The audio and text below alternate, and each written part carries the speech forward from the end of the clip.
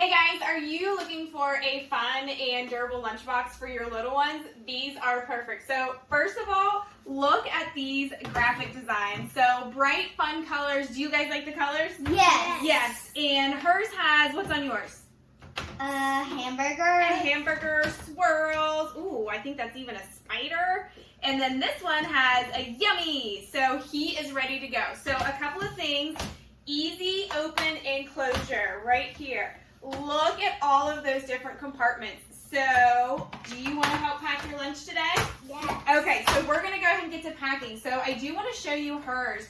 So, pretty cool. Hers has a removable compartment, so you can choose if you want to put like a whole sandwich in here, or if you want to divvy it up and put other things, as well as you can use it with or without this freezer pack. So if she has yogurt, cheeses, or sandwich, anything like that that you want to keep nice and cool, you can do that. So in all of these fun little compartments, so there's the option to have 6 different compartments. What should we pack?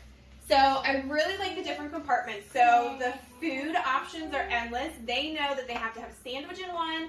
They can pick out a fruit. They can pick out a veggie. Anything like that, they are getting all of those healthy nutrients that they need throughout the day. And there's even a little compartment for dips, so we might add some of that in there. So this is going to be leak proof. So you can put dips in there if you want to, and it's not going to get all over their backpack, or it's not going to be messy. You can put the tray itself, you can take it in and out. It's also top rack dishwasher safe. I love an easy cleanup, so that's nice. It's also freezer and microwave safe. So if they want to heat something up, or, you know, if we need to pop it in the freezer, they are good to go. What do you guys think? Good.